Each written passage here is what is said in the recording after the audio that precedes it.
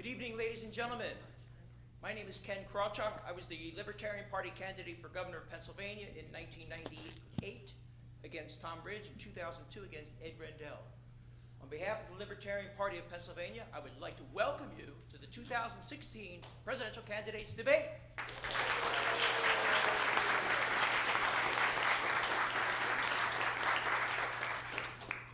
This, as I said earlier, is a momentous year because so many people are so disaffected with the two old party candidates. There's only one place they can go. Next to Hillary and Donald, we are the moderates this year. I'm predicting a record turnout. But that depends upon one thing. Who is going to be our candidate? Who can best monopolize this situation? Who can take advantage of it? Who is the person who's going to help drive the Libertarian Party from being the third largest party in America to the second?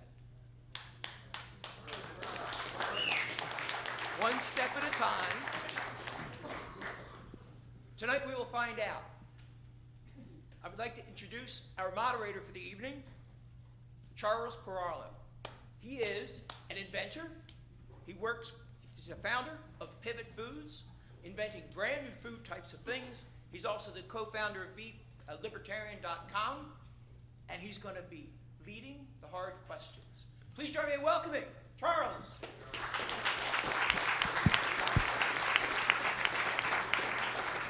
Well, I would say I'd have some hard questions, but I don't see Bernie Sanders, Donald Trump, or Hillary Clinton on the stage. So I think I see four nice libertarians who hopefully will play kind of nice. Hopefully.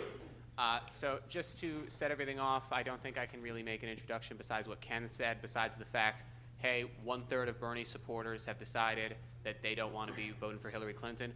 1/3 of Republicans have said they do not want to be voting for Donald Trump.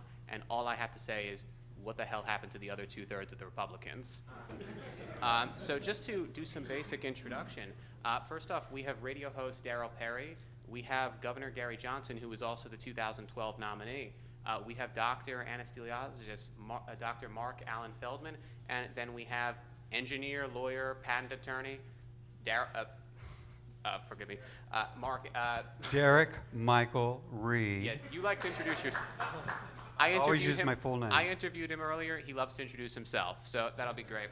So to do a little bit of introduction on our panelists, we have Hesham El-Miji, that is a difficult name to pronounce, who is the head of the Staten Island Libertarians and also the founder of Muslims for Liberty. Next we have speaker and writer Josie Wales, and next we have Larkin Rose, who is a writer as well for Liberty, and I can assure you Larkin will be asking some fun questions tonight. But to start things off, I actually, from the internet and from some people who provided very nice questions for us, here is Mike Mazzarone, who's also from beinglibertarian.com, to just do some openers for the questions. Yes, this first question is going to be from everybody, and this is from the Being Libertarian Facebook page. What would you do to show people that libertarianism is not radical and for everybody? And what would you do to what would you do to introduce libertarian views to mainstream voters in order to win their support? And also every question for the candidates will be 60 seconds on their rebuttal, and they have a sign if they want to do another rebuttal to the other candidates, which I'm sure would be fun. They will get 30 seconds on that, and we will have a timer over there. They will put yellow for when they're in the 45-second range, red for when they're at a minute, and there's going to be a very special 200-year-old bell that Larkin provided that's going to be some fun tonight. So we are bringing antiques.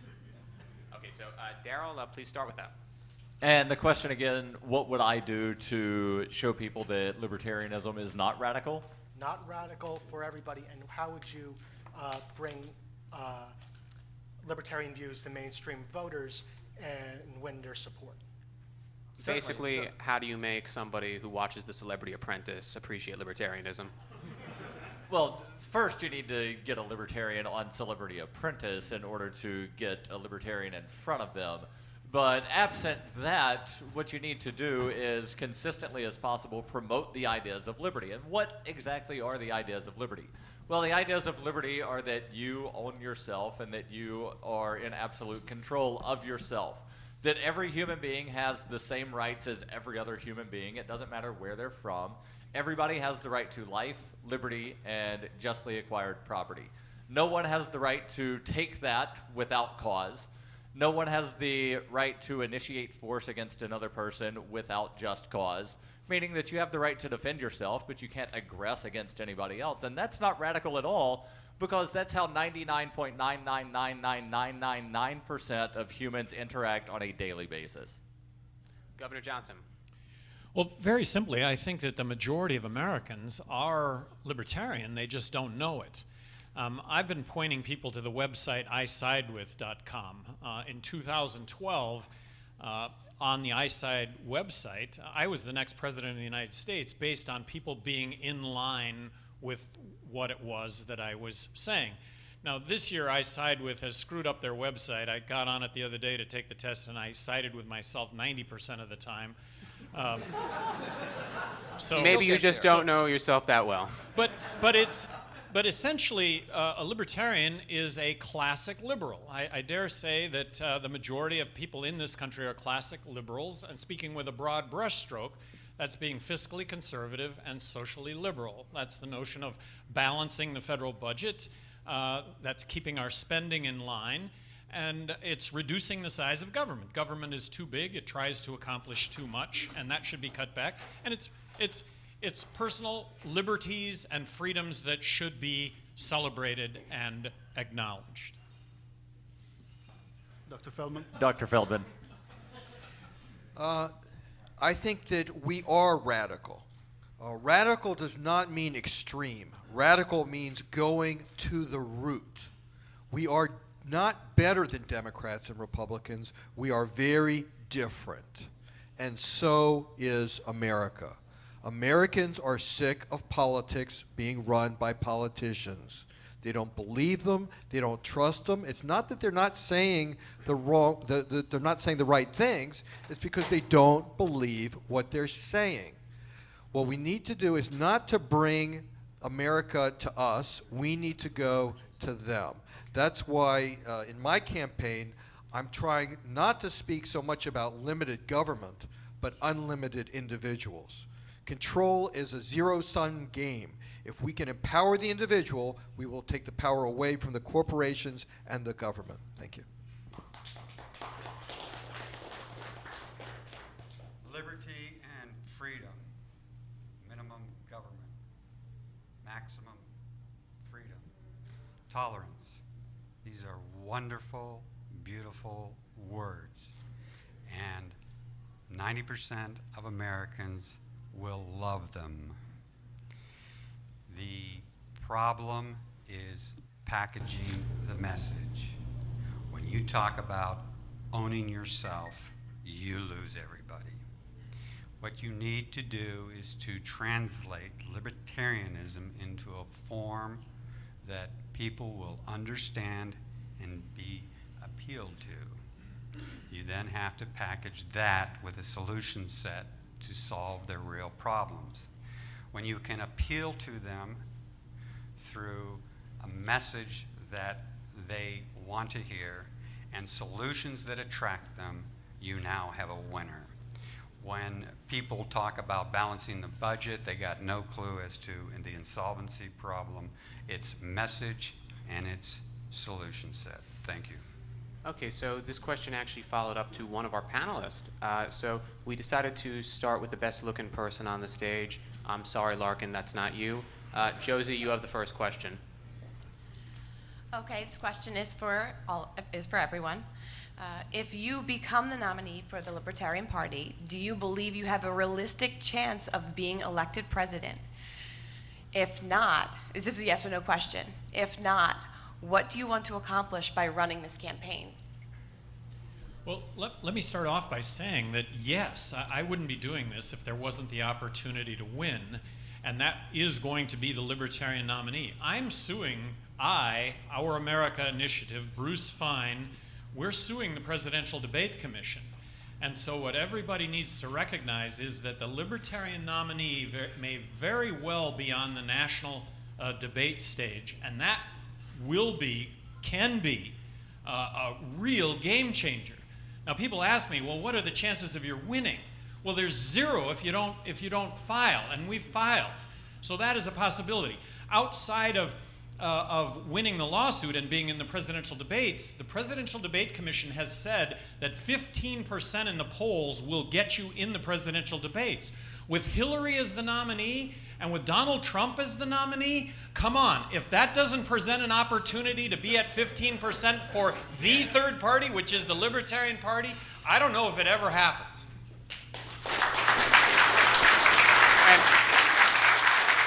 And just to note, Ross Perot was able to make that threshold, so one of the people here should be able to do that. Well, and point of clarification, the 15% threshold was not in place in 1992 when Ross Perot was invited to the debates. And the governor brought up a good point that you do need to poll at 15%. And that's incredibly difficult to do when you are not included as an option in the polls. And one thing that the governor did in 2012 that I thought was very interesting is he had an organization actually do some polling where it included him and either Romney or Obama, and he got over 15%, and the CPD said, yeah, those polls don't count. So my guess is that if they do start including the Libertarians in the polls, they'll say, yeah, those polls don't count either. So the chances of winning without being in the debates is 0, and the chances of being in the debates absent winning the lawsuit is slim. So what I hope to do is to promote the ideas of liberty as boldly as possible, as often as possible, and consistently as possible, and to give as many people as possible the option to vote for an actual libertarian.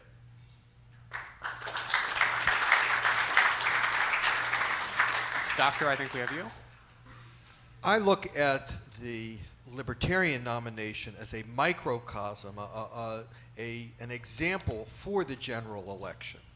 So we know that Donald Trump and Hillary Clinton have the name recognition, they have the money, they have the experience, but they don't have the principles or the integrity. I don't have $1 million. I don't have name recognition. I'm a nobody. But nobody tells the truth, and nobody has a plan to move America in the right direction. So I am Marc Allan Feldman, nobody for president. Woo! Thank you. Was that an endorsement of NODA? If NODA was a candidate, I would, in the general election, I would probably endorse NODA. Well, you could have supported Martin O'Malley, and you definitely would have had nobody for president. And Derek, you're up.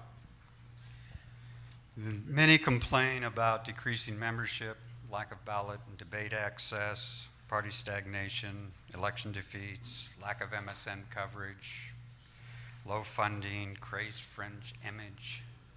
These are not the problem. These are symptoms of the problem. The problem is getting the right message out there with the right solution set to attract the voters. Gary Johnson is the problem. I have gone coast to coast and I have seen the pathetic turnout of libertarians at state conventions. There are 13 million people in Pennsylvania, and how many are here? 50 maybe? That is pathetic. It's because we have a loser messenger in Gary Johnson. He can't package the message, and he cannot attract the voters. Okay, I'm gonna hop in here. Hold on. Excuse me. I'm sorry. I'm actually gonna hop in here.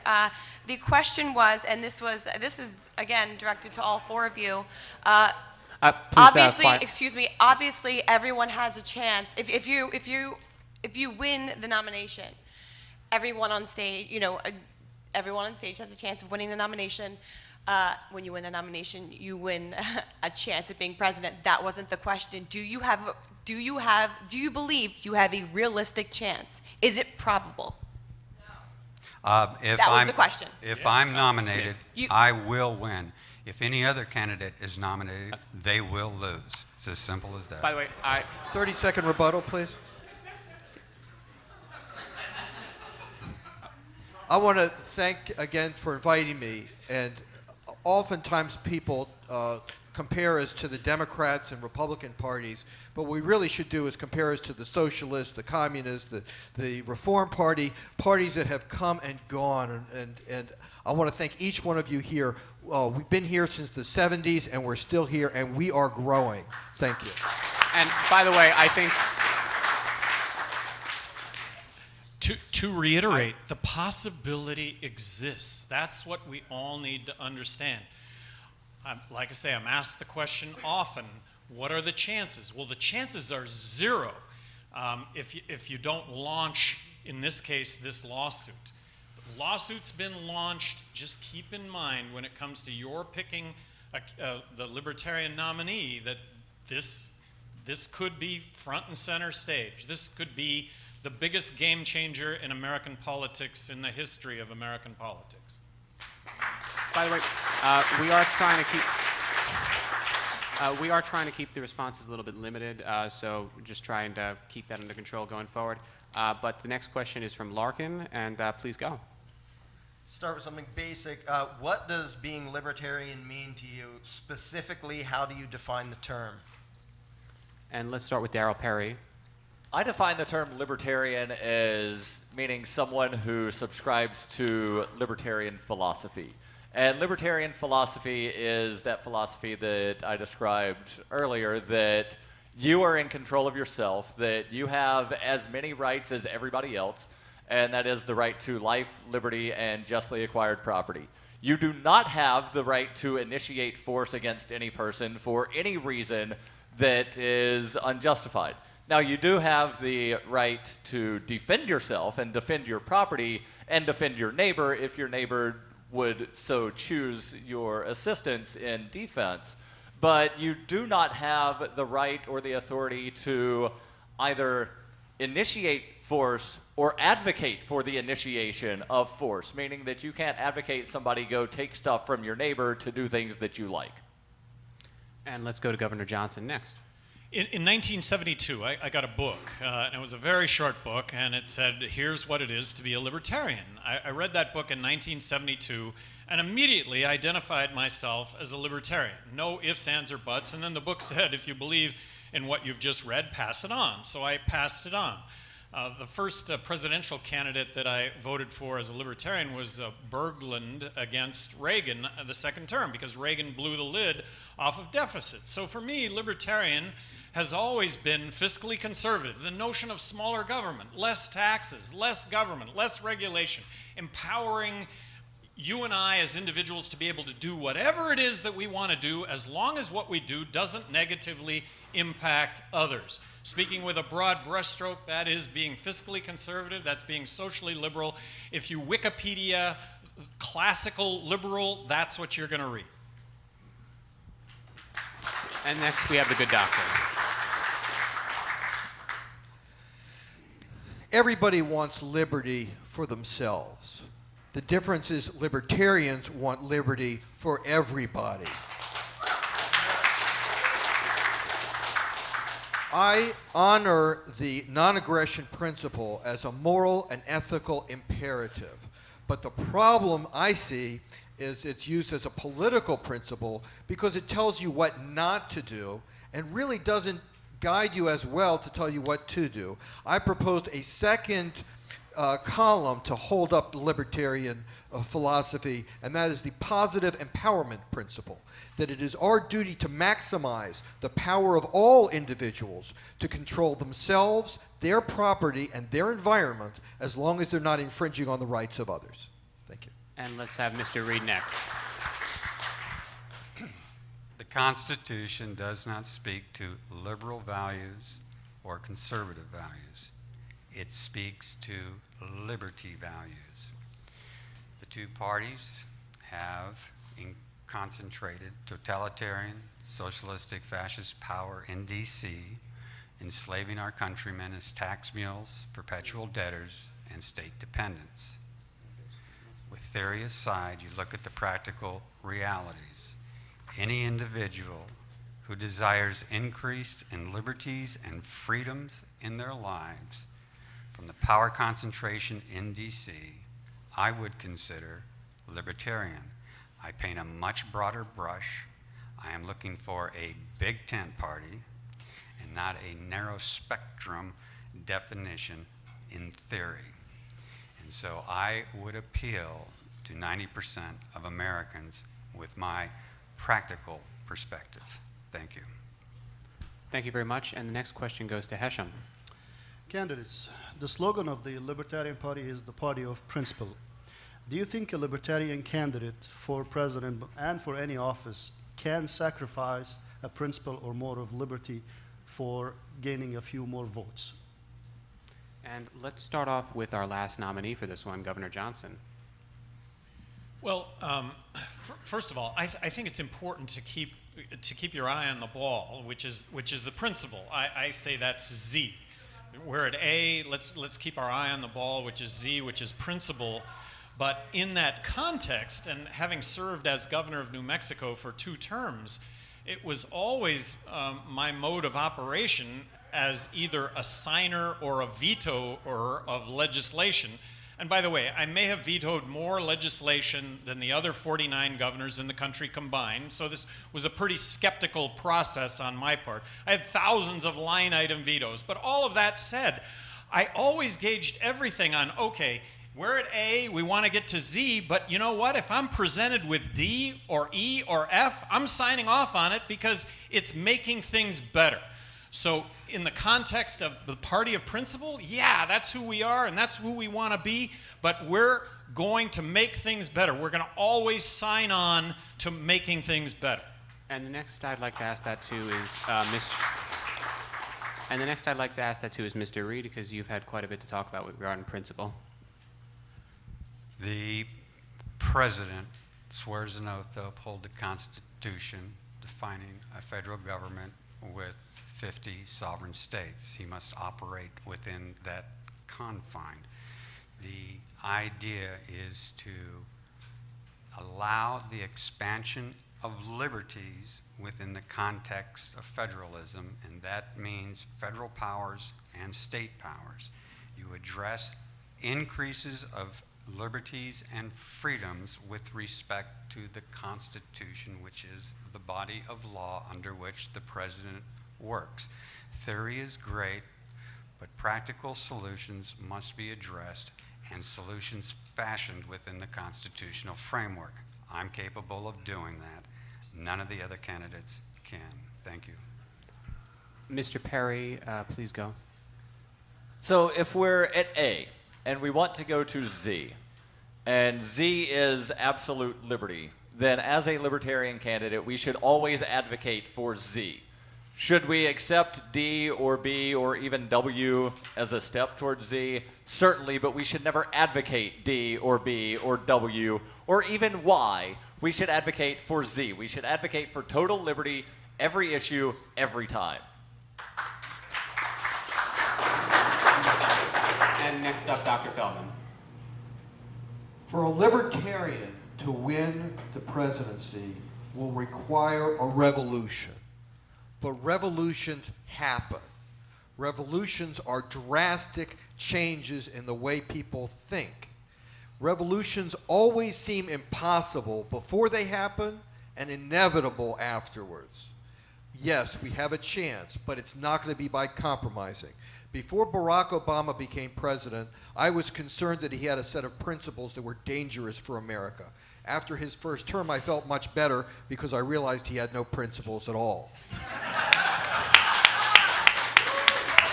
The Democrats and Republicans are much better at compromising principles than we are. If we're going to win, it's going to be on our principles and integrity. Thank you.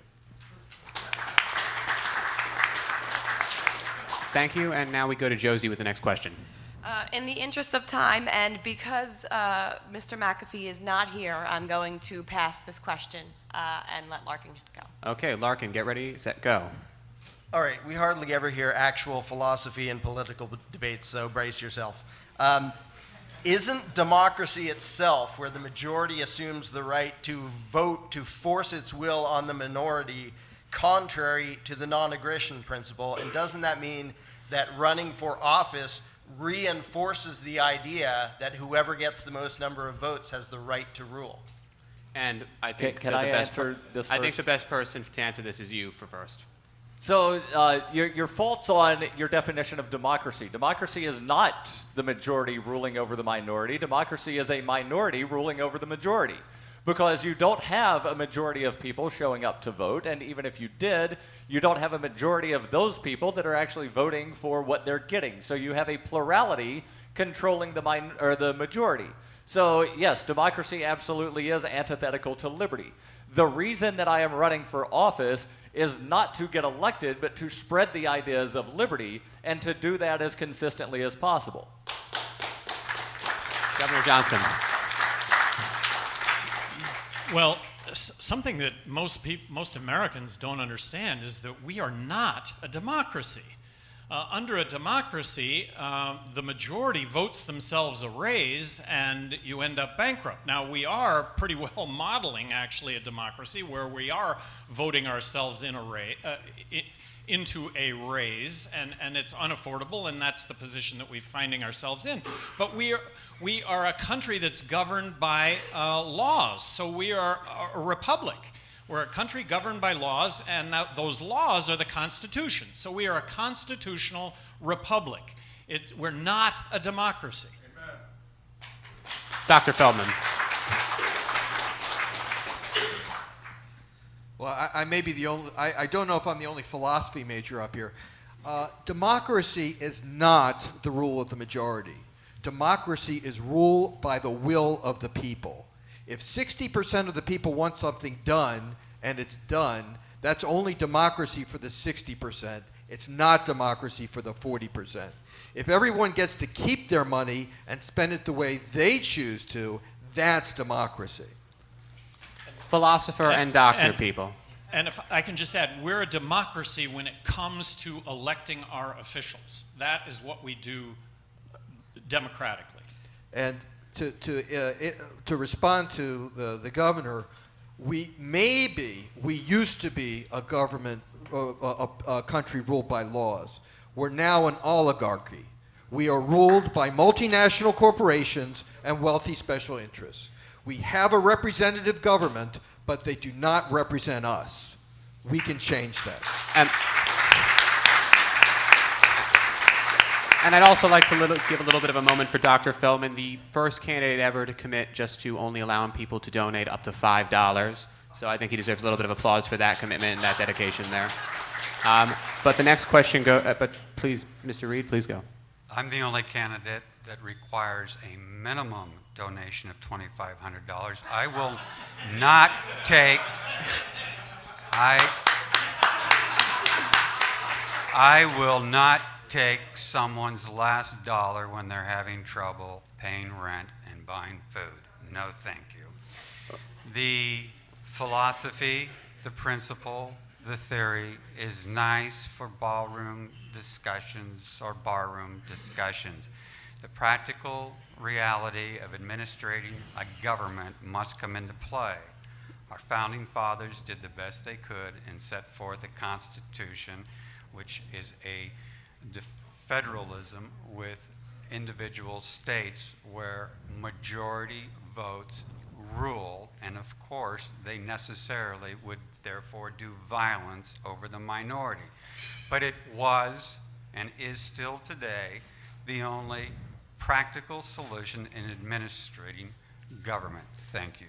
And with the minimum of $25, now I know why my patent attorney fees are so high. And Darrell, please.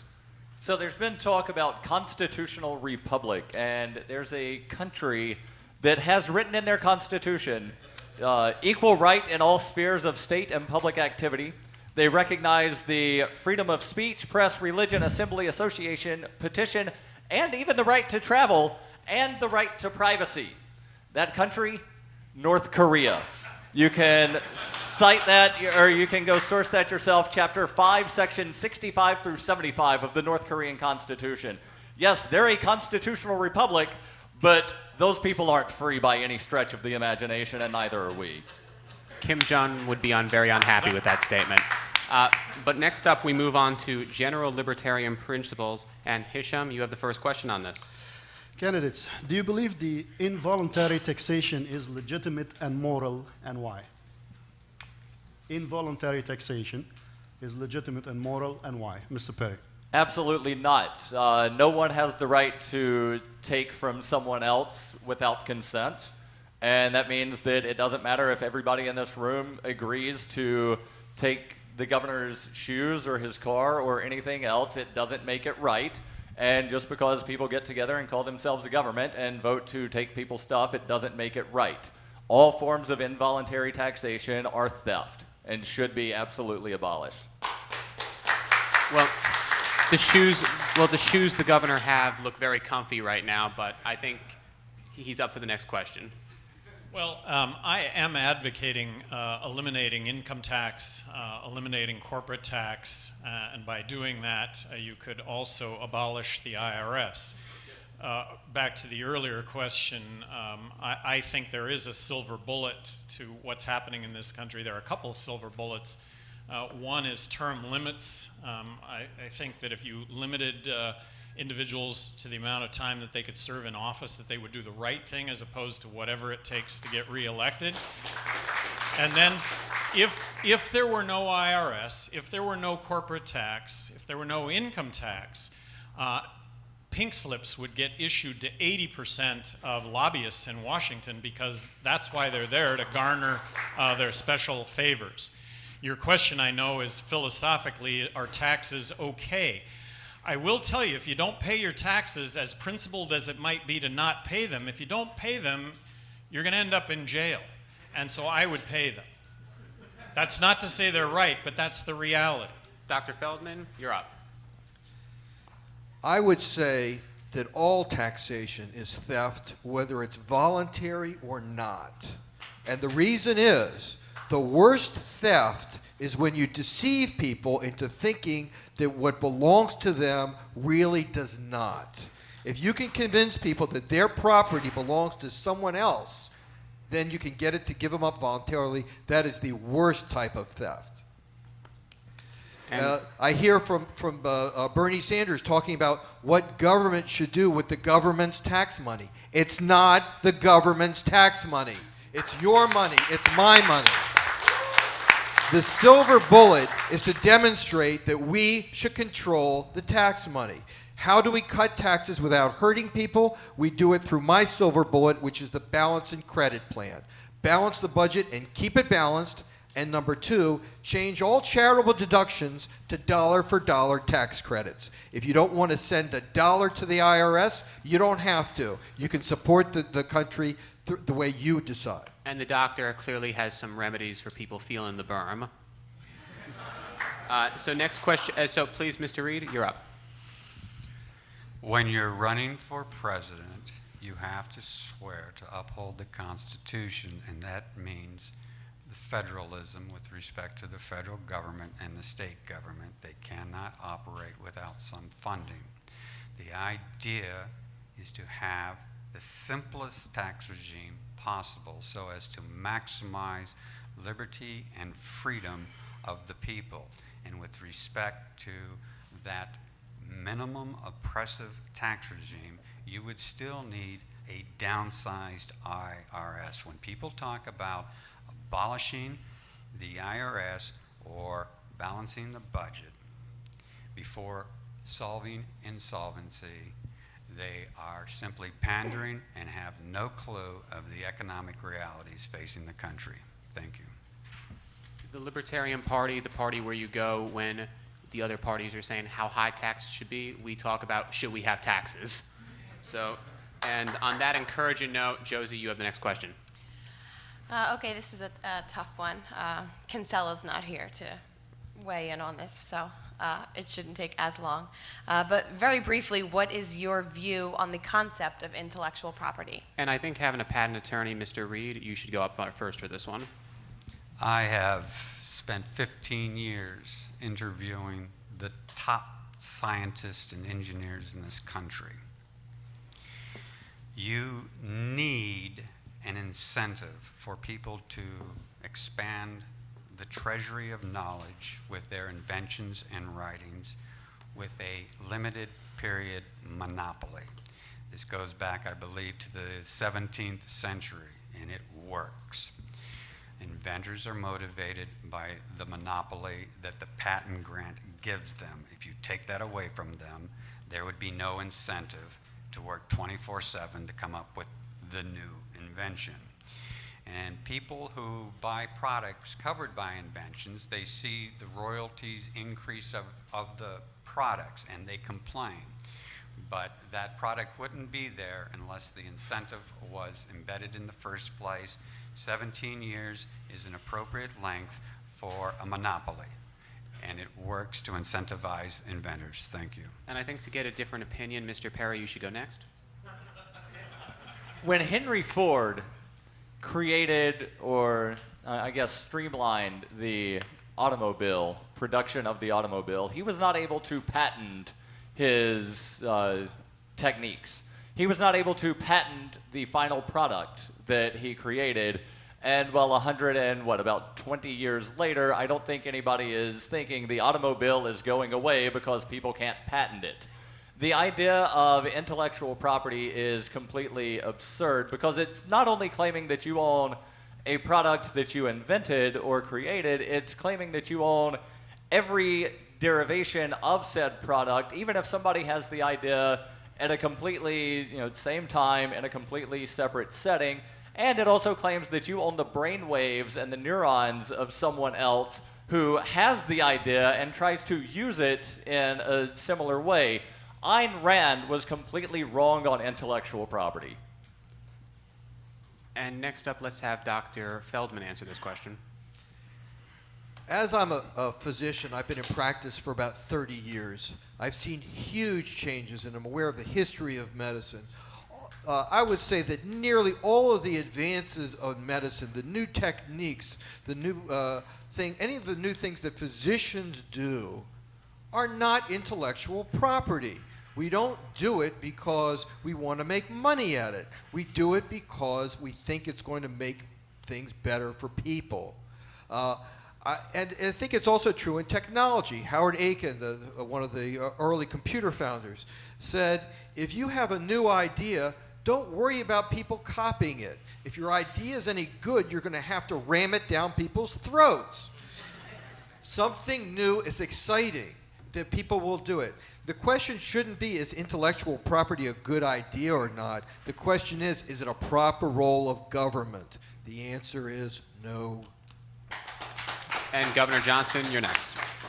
Well, so intellectual property is with us, and keeping your eye on the philosophy, which, as far as I'm concerned, there's too much protection of intellectual property. That it's not all original thought at all. That all of us may engage in that same thought at the same time, and just because one person gets granted that intellectual property, they're granted riches beyond imagination forever, and that's not right. But I hear Dr. Feldman say nearly all of what I've seen from a medical standpoint is not intellectual property. Well, what I'm hearing him say is that maybe there is some that is. And so I'm kind of in the camp that believes that there's too much of it, but I'm in the camp that also believes that maybe some of it is warranted. So back to your role as president or governor, you're going to get to sign or you're going to get to veto legislation. In this case, are you going to try and roll back intellectual property and the attachments that go along with it? Yes, I'm going to try and do that. And just to show of hands, which ones of you favor some form of intellectual property? Raise your hand right now. Well, some form All four of you, raise your, of the four of you, if you support some form of intellectual property, raise your hand. Four of you, I believe, Mr. Reed, you're included on that. And if Yes, you, I'm very strong for intellectual property. and Mr. Perry and Dr. Feldman, you guys are not in favor of it. Absolutely Correct. not. Everything I publish is under either a Creative Commons or a copyright license. So, I will say that there is some things in medicine that were developed with intellectual property, but I think it was done in spite of it, not because of it. Thank you. so really 2 against 2. This shows how big of an issue this is in debate and in the liberty movement right now. But next we have Larkin with a question that I think is going to get a little bit of roars. And I would ask that you specifically answer these questions before you elaborate. First of all, do you consider yourself a proponent of the non-aggression principle? And second, do you believe the Constitution is compatible with the non-aggression principle, particularly the taxing clause? And let's start with Darryl Perry. To answer the first part, yes, I do my best to abide by the non-aggression principle. And regarding the Constitution, it has either authorized such tyranny as we have or has been powerless to prevent it. In either case, it is unfit to exist. And let's go to Governor Johnson. Well, I do believe in the non-aggression principle, but I also think that, and I'm not picking on the question at all, but this is one of those questions where America, or me anyway, it just goes over my head, and I'm sorry. But it does. It's not something that I engage in conversation with people, and if I do, they just glaze over. So the fact that government should not be engaged in force, how that's relative to the Constitution, I can't answer the question. I'm not smart enough to answer the question. Okay, I just want to hop in here. The non-aggression principle is a basic libertarian principle. So if you're going to run as a libertarian candidate, you should be able to answer that question. I know I should, but I can't. And this Fair is enough. Yeah, no, I can't. I don't. Well, excuse me, since it was my question. I didn't ask whether you approve of the Constitution. I asked whether the Constitution is in line with the non-aggression principle. Let me clarify. As someone who spent a year in a cage for not paying tribute to the IRS, can you tell me whether you think the Constitution is in line with the non-aggression principle? No, I hear what you're saying. I mean, I hear your frustration, but these are the questions that I think get people is you knee-jerk the answer, and then you end up you end up having to explain something that you can't explain. I can't. Obviously, fervently, you believe in what you're asking, but it's not something I relate to. I'm sorry, it's just not. It just goes right over my head. And I'd also point out that Austin Peterson and John McAfee, who could not be here today, they have taken similar views to Governor Johnson on this issue, as well as Bob Barr, who was the 2008 nominee. But Dr. Feldman, you're up. Well, I won't claim that I'm smarter, but I'm interested, so I think about it a lot. The Constitution is not great because it was invented by geniuses, and I don't think our principles are great because they agree with the Constitution. I think the Constitution is great because it agrees with our principles. And there's a reason for it, because the founders of this country were in revolution against concentrated power of a king, and it was designed to protect us against concentrated power.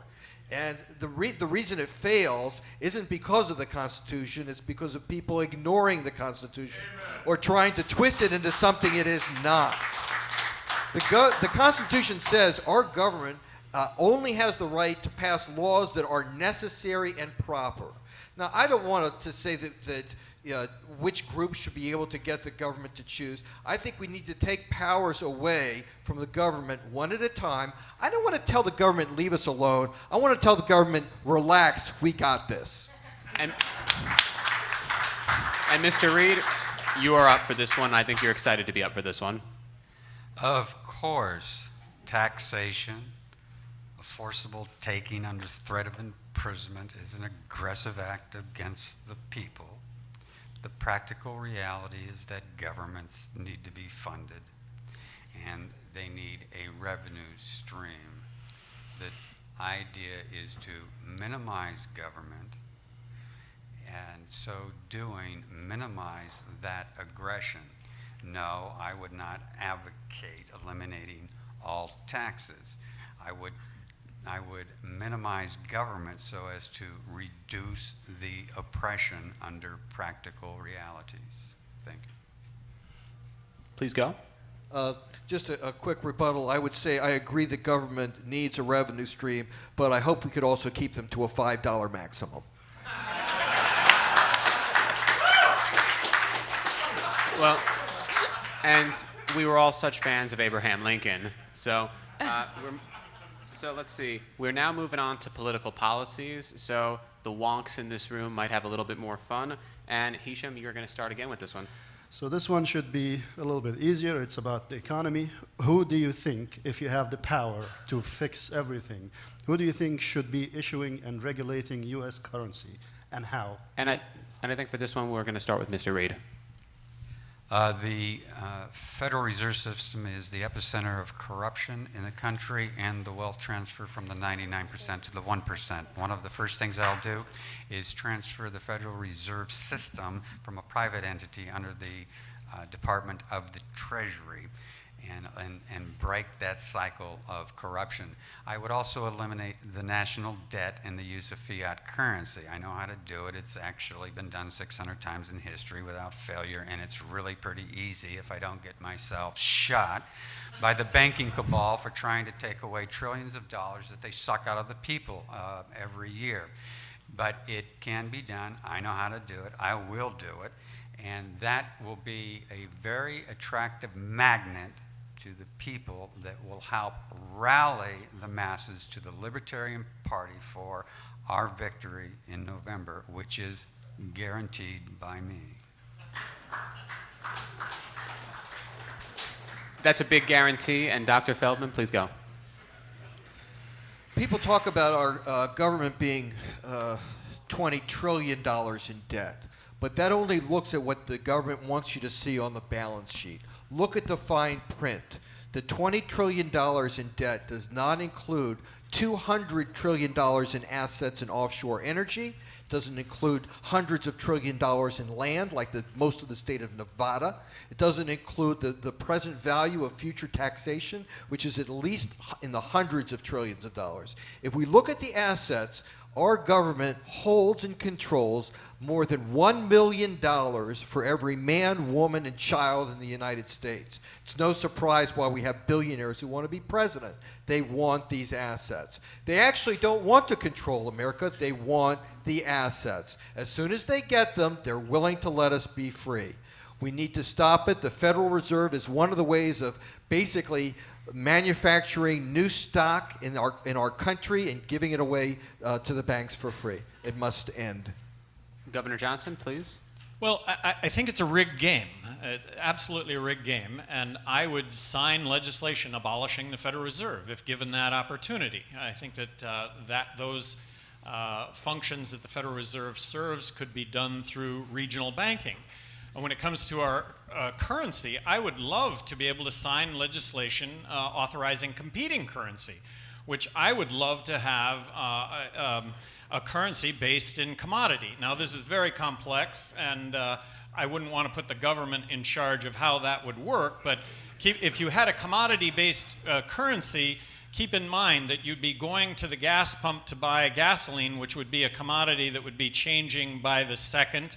You're going to be paying for it with a basket of commodities, gold, silver, wheat, soybeans, who knows, that are also going to be fluctuating by the second. So it's very complex, but it seems to me that that would be something very tangible from an asset standpoint, to have as a currency. And Mr. Perry, please have fun with this one. If I understand the question correctly, it's basically who would build the currency. Well, we already have, I believe there's about 500 different cryptocurrencies right now. The first one created by an anonymous individual named Satoshi Nakamoto. And I think that there would be more Satoshi Nakamotos. There would be more Bernard von Nothauses. Bernard von Nothaus, for those of you not familiar with him, was the creator of the Liberty Dollar, and he was arrested for counterfeiting, for issuing silver rounds that looked too much like something that the U.S. Mint may have put out at some point in the past, except that his said, "Trust in God, not in God we trust." His had a website on the back and a telephone number, not just, full faith and credit, blah, blah, blah. He wound up going to prison for trying to compete with government money. So what we need to do is get rid of legal tender laws, and then who will build the currency? Everybody that wants to. And also, And also, just to know, I think I could speak for all 4 candidates saying this, but to the Bitcoin world, you might want to donate to some of these guys. Only $5 for Marc Feldman, though. So the next question goes to Larkin. No, it doesn't. Hi. We skipped Josie. Oh, Josie. Sorry. That's Josie, fine. you're up. This question actually piggybacks on Hisham's, and some of you briefly touched on this a little. What role do you think the president should have in economic matters, and what experience or knowledge do you have that makes you think you're qualified to manage the United States economy? And let's start with Darryl Perry on this one. What role, can you repeat, what role should the president have in economic matters? Yeah. None. Okay. And what qualifies me? You know better about your economic situation than I do. Businesses know better about their economic situations than I do, and let the market decide. And I think he knows more than Bernie Sanders about other people's money. So, but Governor Johnson, you're next. Well, I've been an entrepreneur my entire life, so I started a one-man handyman business, grew that to over 1,000 employees. I think I really have an understanding of what it takes to be in business and to survive. Regulation, taxes. As governor of New Mexico, I ran on the notion of just bringing a common sense business approach to state government, but that was going to be smaller government. That was going to be less regulation. That was going to be less taxation. In my 8 years as governor, I did not raise one single penny of tax. That had never happened before. And I advocated for tax reduction that actually occurred after I left office, so that ended up to be a positive. When I was running for president in 2012, they did an analysis of all the presidential candidates and who had the best record on jobs, because Rick Perry was beating his chest that he did. Well, it actually turned out to be me, and my response to that was the same as it was when I was governor. Government doesn't create one single job. I didn't create one single job. The private sector does, but I helped create, I believe, a level playing field to make that happen. Dr. Feldman?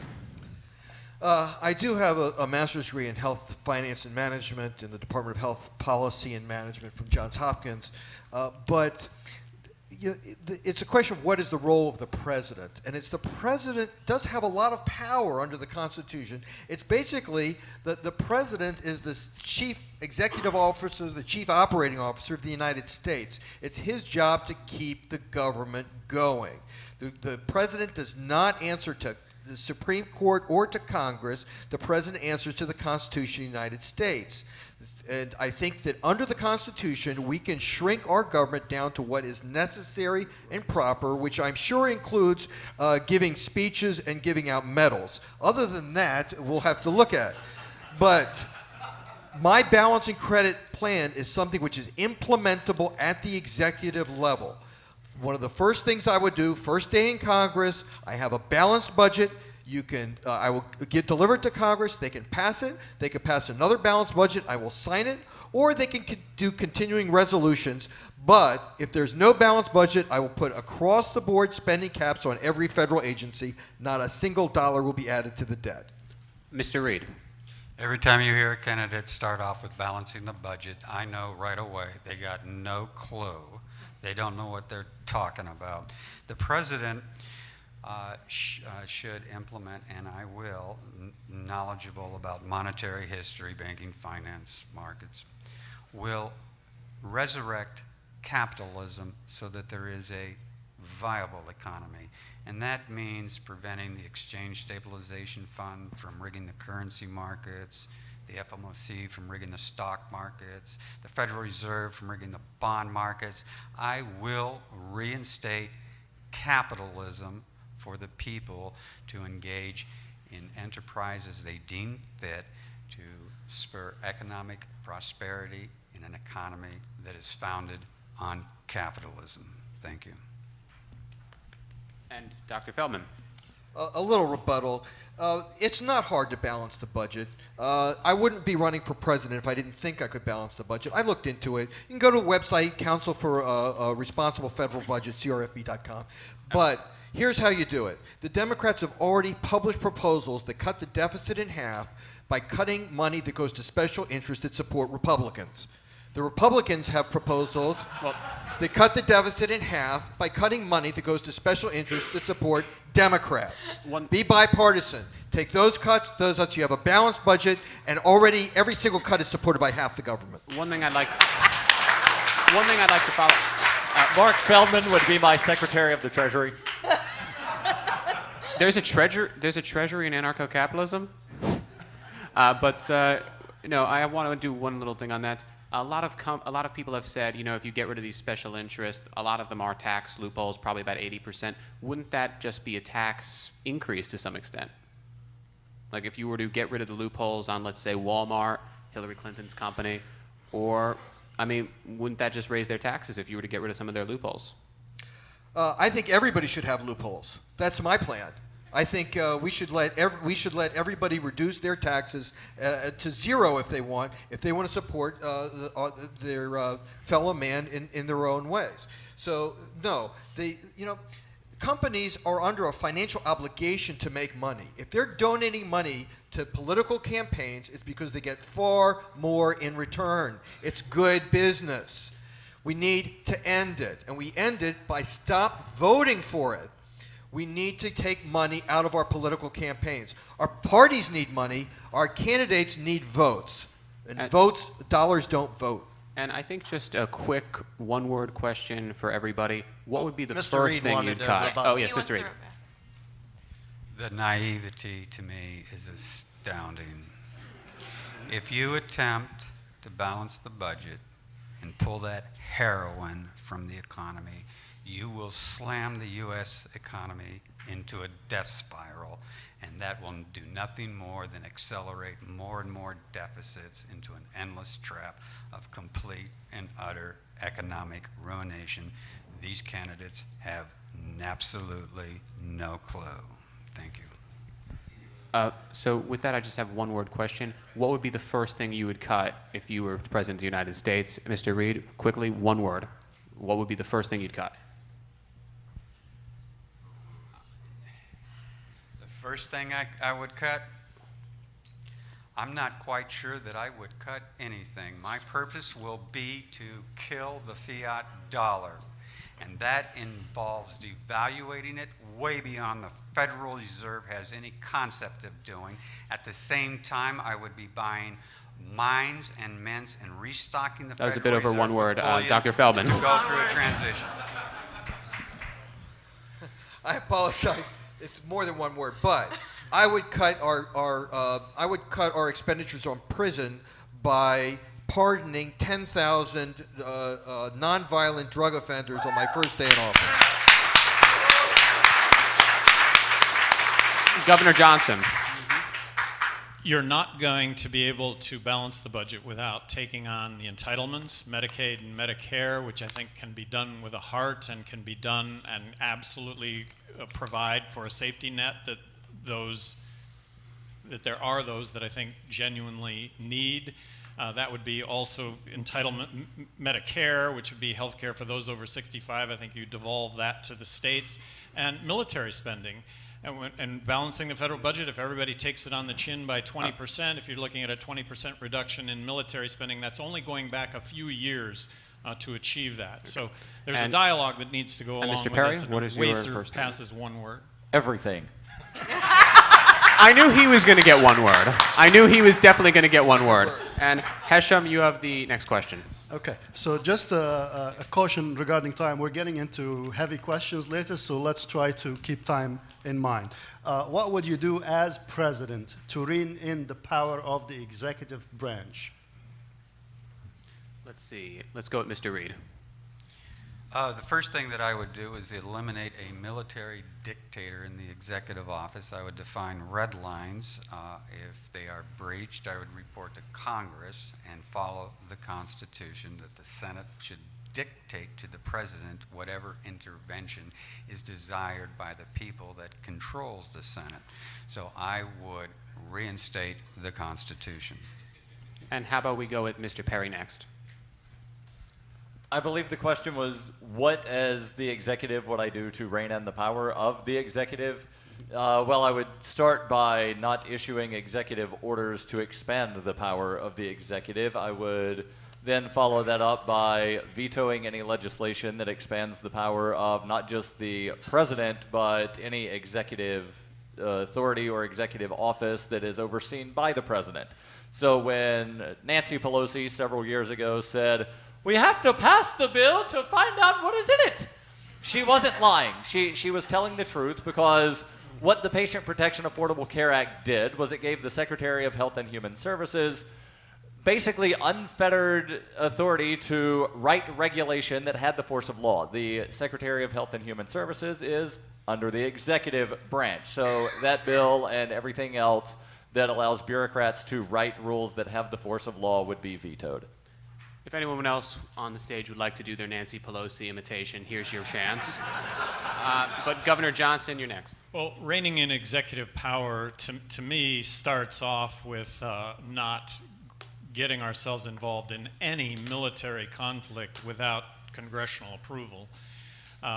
With regard to executive orders, it's the executive runs, in this case, the President of the United States runs the federal government. So executive orders are something that it's a tool. You have to issue executive orders for government to work.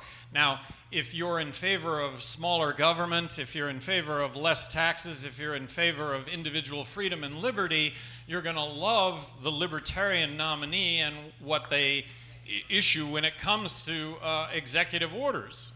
It is 3 branches of government, and rein back executive authority. Look, that's what the courts are for. That's what Congress is for. What you're voting for is somebody that's going to take their philosophy to the hilt. And I did that as governor. And Dr. Feldman.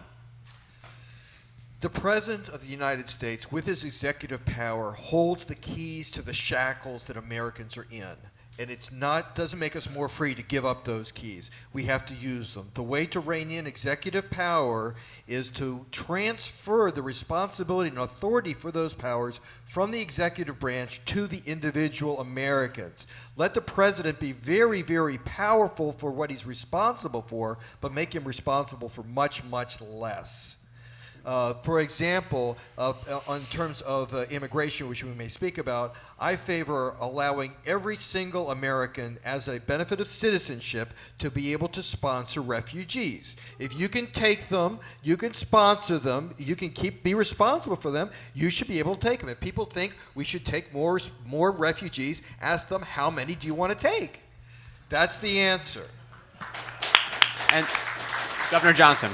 So just to clarify very quickly, Marc's idea is terrific. He might actually be able to pull that off with executive orders. Just so you understand that you're going to elect the President of the United States, it's going to be Marc Feldman. He's going to be able to do that through, or move in that direction through executive order.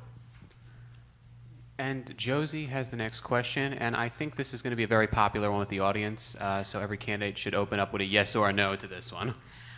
Okay, now the doctor actually already answered this to my delight. But as president, would you pardon all those who are now in federal prison for victimless crimes? And going forward, would you issue the executive orders we just discussed to prevent the prosecution of people for victimless crimes? Let's start with Mr. Perry for this one. Yes, absolutely. It would be the 4th thing I do after giving a pardon to Private Chelsea Manning, a pardon to Raul Selbrecht, and dropping all charges against Edward Snowden. Governor Johnson. So, as governor of New Mexico, I advocated legalizing marijuana in 1999, and said that I would pardon victimless, nonviolent criminals from jail sentences if they were serving jail sentences.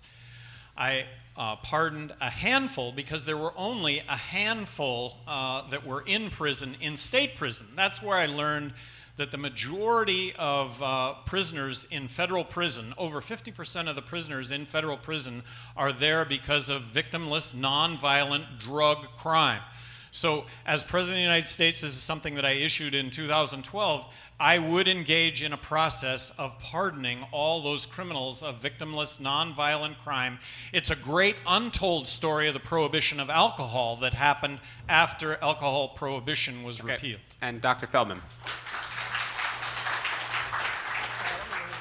I want to give a shout out to a journalist in Cleveland, Mr. Mansfield Frazier, a black ex-con who's done wonderful things. He actually has a vineyard in the middle of eastern Cleveland, and he hires ex-cons.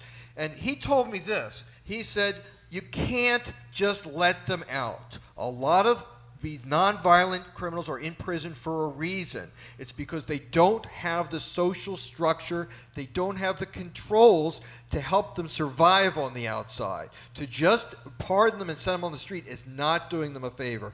That's why, although there are millions, I would start with 10,000 because I think that's how many we can have the voluntary private social service systems that can assist them, people who have the family controls. So no, I wouldn't send everybody out because I want to make sure that they have some place to go.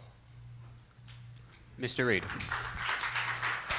My solution set is comprehensive, sweeping, and integrated, and all of the parts fit together. One of the parts is creating a green corps, and nonviolent criminals must be introduced back into society. They would pass through this green corps for an appropriate amount of time to reinstill into them law abidingness and citizenship so that they can re-enter and adjust. And it is a Greenpeace solution. It is a solution to depopulate the prison, give them a space where they can rehabilitate both from drug addiction and from antisocial behavior, and quickly released back into society. We don't want to lock these people up. We want to treat them and get them back into society. Thank you. So you're saying rehabilitation is as important as release? And I can do it. I'm a Christian. A very quick follow-up just for the doctor and Mr. Reed. You're assuming that every prisoner who is in a cage because of a nonviolent crime is addicted to something and needs help adjusting to society. Why is that? Why do you assume that? I don't assume it. I think that each case is individual. You look at the... But that's not what you just said. Well, then I must... Would you have every person analyzed and made sure that some people who are capable to leave do leave on appropriate times, and some people might have to stay? I'm not a sociologist, I'm not a psychologist, but you take each individual and you basically have to look at them and give them a certain amount of rehabilitation time to adjust back into society. If it's just some guy smoking a dope, man, you let him out. Okay, I mean, if it's just smoking a joint, I mean, come on. Thank you for clarifying. So next up, Larkin. And I would just like, you know, if someone has outpatient surgery and with anesthesia, we don't let them go home unless they have a responsible adult with them, because they're in a compromised situation and it puts them in danger. I'm not saying this should delay anything, but what we need to do is to encourage and to empower the private voluntary systems, the family systems, community systems, religious systems, to help integrate people so we don't send them back into the same situations that brought them into prison in the first place. That didn't answer my question at all, but we'll just move on. I think there was some good answers there, but Larkin, you're up. All right, the other parties are very good at not answering questions people ask. I would ask you all to please actually answer this question. It's philosophy. Do you believe that by voting, people can delegate to public officials the moral right to do things which none of the voters have the right to do themselves? And I think the person to start off with this question is the only one on this stage who has received votes before, Governor Johnson. I apologize. Can you rephrase the question? The short version is, can people delegate rights they don't have? No. Okay, and next, how about we do it? No? We got to admire how quick he was on that one. Next up, let's go with Dr. Feldman. Just as a correction, it was shortly after I joined the Libertarian Party that I was asked to run for Ohio Attorney General, and I did receive 100,000 votes, more than my friends and family. I apologize. I was not aware of that. Now, I think there's a larger issue, and I hope I'm answering your question. A government is not a person. A government has no morality. It's a corporation, just like any other corporations. Only individuals have morals. Only individuals have ethics. So we shouldn't even hold it. It's a question of obeying the rules. And the rules are government cannot infringe on the rights of individuals.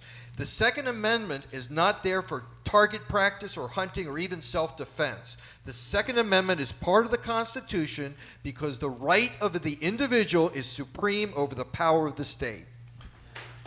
And how about we go to Mr. Perry for this one? I think you're going to have some fun here. And I've also received votes. 12 years ago, I was the state treasurer candidate for the state of Pennsylvania and received more votes than the Constitution Party and Green Party candidates combined. Now we've got some candidates here. I might have been mistaken. Now, to answer the question about voting to delegate authority, no, you cannot vote to delegate authority that you don't have, but you can vote in self-defense. So if there's a question on the ballot that says, should taxes be decreased, and you vote yes, you should not steal more money from me, then you're attempting to vote in self-defense. It would be akin to if you're walking down the street in South Philadelphia and somebody walks up to you and says, give me all of your money, and you say, how about I only give you half before I kick your ass?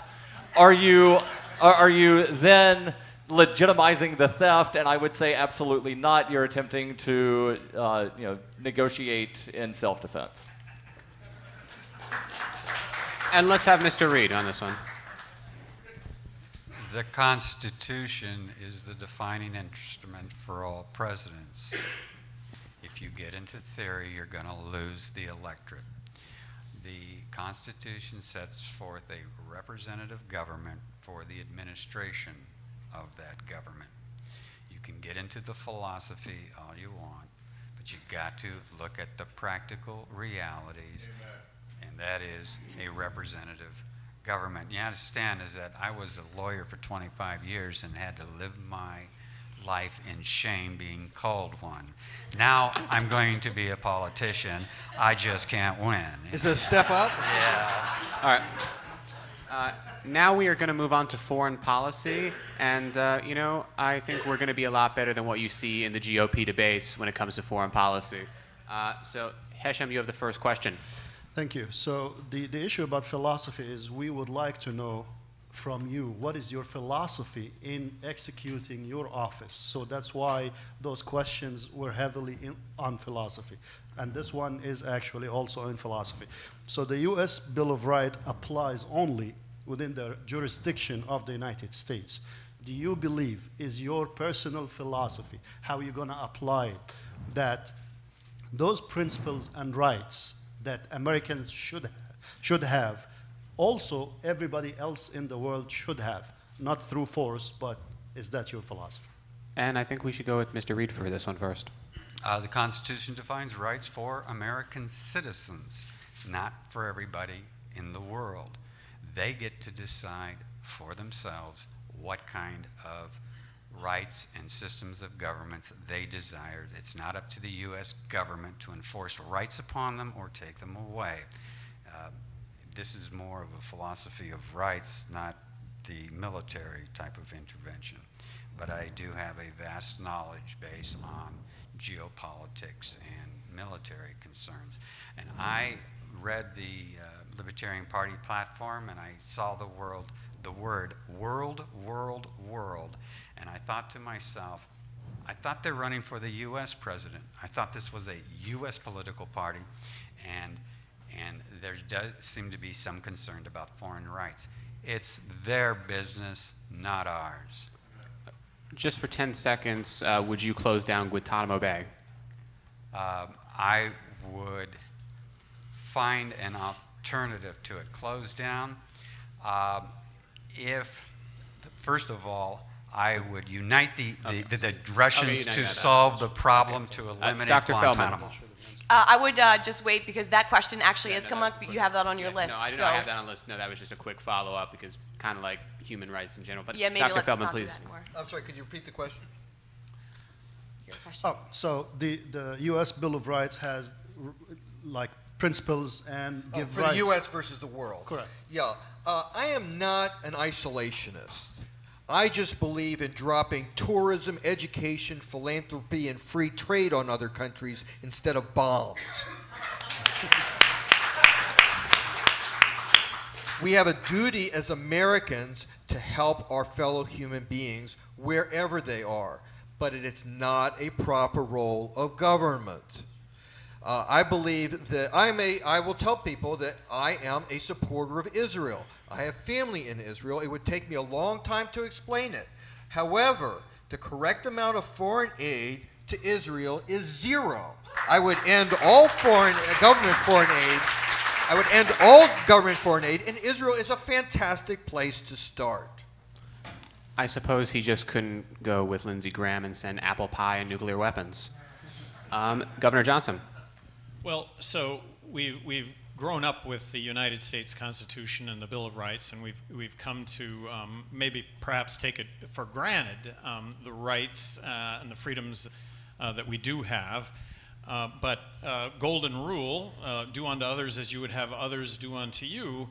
When I view when I view others outside of this country, I do have this sense of do unto others as you would have others do unto you, and that constitutionally, although we're not obligated to grant these rights constitutionally, that we should be, in fact, these are, in my opinion, basic human rights that should be respected and I don't want to use the term granted, but respected and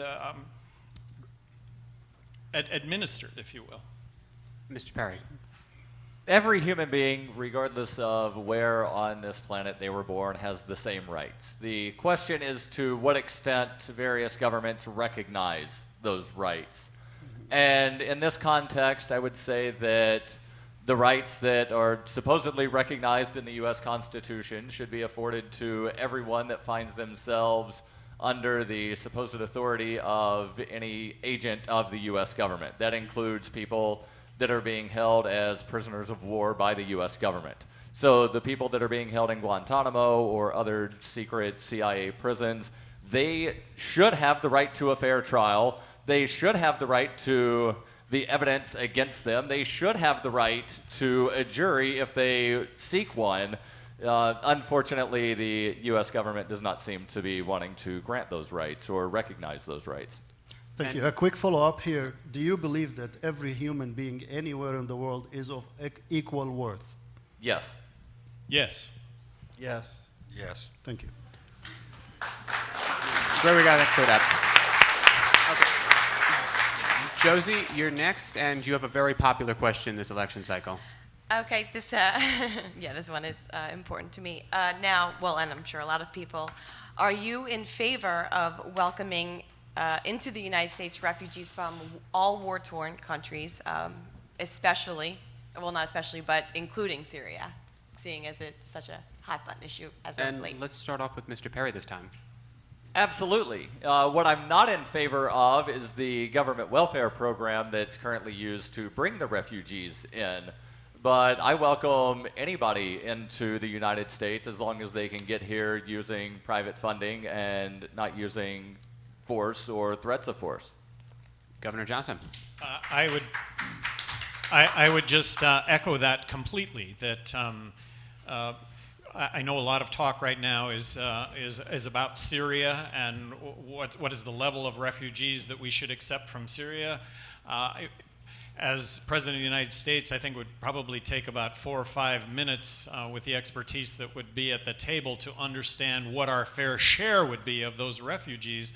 But we should at least be taking our fair share of those refugees and all refugees. And this just gets back to also the belief that immigration, not refugees, but immigration is really a good thing, that we are a country of immigrants and that we should be embracing it. One more quick point. The U.S. government should stop creating refugees to begin with. There you go. That's a nice thought. Dr. Feldman. I can understand the point of view of people saying to the federal government, you know, you broke it, so you got to fix it. But the fact is, they're not helping. Okay? It's not a proper role of government. Government should have no business telling me what kind of guests I want to bring to my home, to my community, as long as I'm willing to take responsibility and to support them. No, the government shouldn't be the government of the United States should not be welcoming refugees. The people of the United States should be welcoming refugees. Thank you. Mr. Reed?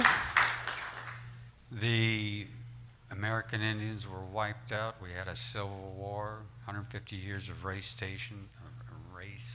tensions because of open borders. Immigration is great.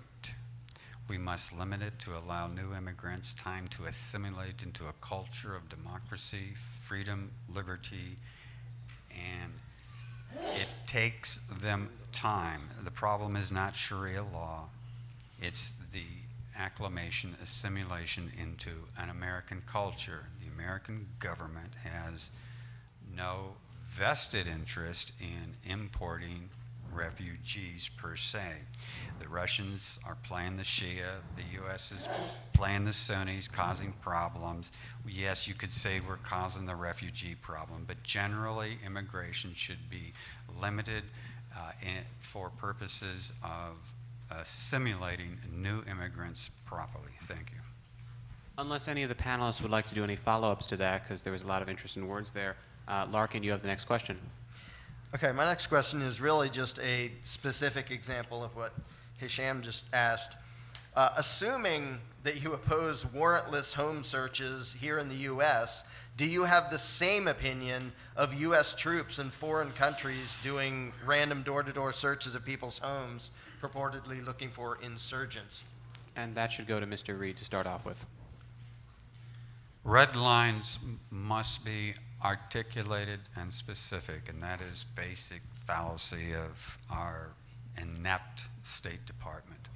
Once you articulate the red lines, you report to Congress if there's a breach, and it is then up to Congress to dictate to the Senate to what extent the U.S. should intervene militarily or otherwise. In terms of military going around with warranted searches, to me, we're talking about U.S. probable causes for warrant searches according to American law. It is not applicable in foreign countries. What is applicable is our foreign policy, which must be defined and followed pursuant to the Constitution. Dr. Feldman. The question that I have is, when human rights are being violated in Baltimore, in Ferguson, in other areas around the country, when should we invite North Korean soldiers to come into our country to try to make things right? It's not right. Do unto others as you would have them do unto you. We don't want to have other countries militarily intervening in our country. They don't want us in theirs. Thank you. Governor Johnson. Well, this is one of those answers where, gosh, this guy isn't really answering the question that I asked. But Another one? yeah, another one. Oh, we're going to try and get answers out of you. I think there is a very real Islamic terrorist threat that exists in the world, but I don't think it's as a reason of our military interventions, but our military interventions are making the situation worse. So let's stop with boots on the ground. Let's not have the situation in the first place. Let's stop with boots on the ground. Let's stop dropping bombs. Let's stop flying drones that are killing thousands of innocent civilians, that are making this Islamic terrorist threat much worse than it already is. Mr. Perry, I believe the Actually, question... sorry, Dr. Feldman has to... Just a brief comment. I agree with the governor's comments, but I object to referring to our children who are fighting overseas as footwear. They're not boots on the ground. They're people. They're our kids. Thank you. And let me tell you, let me make one thing really clear. That guy As over there. President of the United States, I am not going to send troops on the ground, our kids, to lose their limbs or to die over there for causes that I have to tell you are not making any sense to me. that got a lot of energy in the room. Thank you. I believe the question was Big about follow-up, Mr. Perry, but please go. surveillance of people in foreign countries and should the Knocking U.S. down government doors. do it. And I would say that if it's wrong for the U.S. government to do it within the United States, and it most certainly is, then it's wrong for the U.S. government to do it across an imaginary line or across the Atlantic Ocean or across the Pacific Ocean. So the short answer is absolutely not. The U.S. government should not be involved in any sort of surveillance anywhere in the world. I think that got a lot of applause. Any panelists that have any thoughts they'd like to weigh in on this? Or no? Okay, so Hesham, you're up next. So, carrying on from this, what is the best way to protect the United States from foreign enemies? And be mindful that when you answer the question, what are you going to do to overcome the influence of the military-industrial complex? Mr. Perry, you should have some interesting views, please. The best way to, what was the phrase you used? How best do you protect the United States from foreign enemies? The best way to protect the U.S. from foreign enemies is to stop creating foreign enemies, and you do that by stopping the drone bombing of innocent people in places like Yemen, Somalia, Pakistan, Afghanistan, Iraq, Syria, people going to weddings, people coming home from weddings, people just going to the grocery store, and because they're driving a Toyota pickup that some suspected militant may or may not have ever been near, you just wind up dropping a drone bomb on them, and statistics show that 90% of people in what are supposedly targeted drone strikes are actually civilians. The term targeted drone strike is supposed to mean we know exactly who's being killed, but 90% of the time, not only is it not the person, it's somebody that is not even suspected of being a militant. So you stop creating the enemies. Governor Johnson. So I don't think we've created the problem that exists, meaning our military interventions have not created this problem, but our military interventions are making these situations much, much worse. So what we need to do is contain what's happening, and I'm talking about Islamic terrorism. We need to contain what's happening in the Middle East, and we need to cut off funding to terrorism, something that the Saudi Arabia and the Emirates have taken a lead on, and that should be our tactic. Brains, not boots on the ground, not dropping bombs, and not drone strikes. Dr. Feldman. There was a time when our weapons manufacturers made weapons to support our war efforts.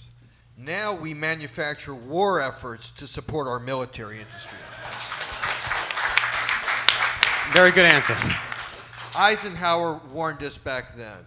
The military-industrial complex is too powerful and does not have an incentive to have a peaceful world. It's not good for their business. We have to stop it, and the way we stop it is to get their money out of our campaigns. Again, the Democrats and Republicans are not spending $2 billion each to represent us. Thank you. Mr. Reed. The analysis displayed to me is incredibly shallow. Я хочу Саша и Russia будет очень хороша друга. You go to the top. You make friends between Russia and China, the EU and the US, so they stop playing the Shia and the Sunnis against each other. The industrial military complex is old. The new driver are the transnationals and the banking cabals trying to exploit foreign powers, foreign countries to exploit resources and people. That's the modern driver. American culture, Christian Judeo origin wants to help. You couple that with the greed driver, the transnationals, and then you get the intervention. Understand the problem, then you can shut it down. Thank you. So a quick follow-up for Governor Johnson. You mentioned that the wars or the American intervention did not start what is happening there.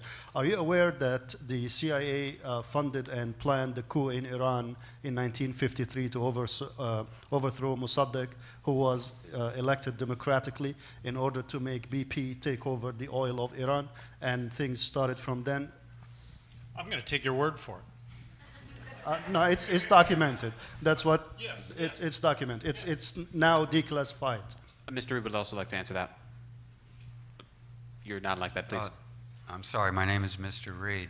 In the Ukraine, for example, Hillary takes millions of bucks from a Russian oligarch. The Western Ukrainians rise up, boot out a duly elected president. The Cold War starts.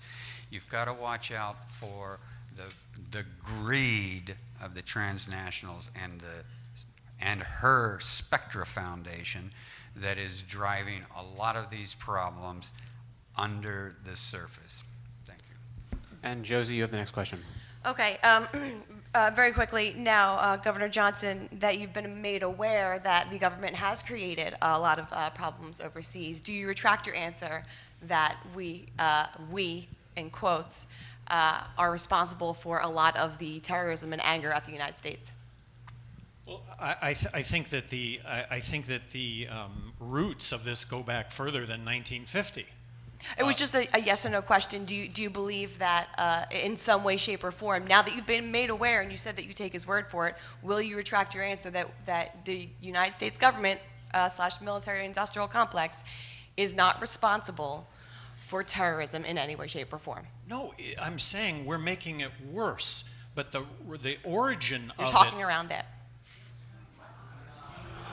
This is why we have expert panelists. Would anyone else like to make a comment on this? Yes, I Marc. would. Yes, I would. Can you pinpoint me the root of when Islamic terrorism started? And if that's the root, and then yes, then I stand educated. So the word Islamic terrorism gives the connotation that it's built in the religion, and that's very problematic to start with. There is Muslim terrorism. Muslims do terrorism as Americans or Christians or Jews do terrorism. So let's start with proper, terms, because this is very, it creates, this type of language creates more enemies. I think everyone here wants to make some comments on this. So panelists, are you okay with everybody going around on this? Absolutely. Okay, so Mr. Perry, please. The global war on terror is nothing more than a drunken bar fight with missiles and bombs. Nobody knows who threw the first punch. Nobody remembers who threw the first punch. Nobody remembers how long ago the first punch got thrown. But people are still throwing punches, and people are still swinging bar stools. And the way you win a bar fight is not to participate. The way you win the global war on terror is to not participate. It's like in the movie War Games, where the computer at the end says the only way to win is to not play the game. Governor Johnson, we were going to go around for this one. Governor Johnson, would you like to make any follow-ups on that? Okay, and Dr. Feldman. As a believer in individual empowerment, we also have individual responsibility. We should not forget that people who are primarily responsible for terrorism are terrorists.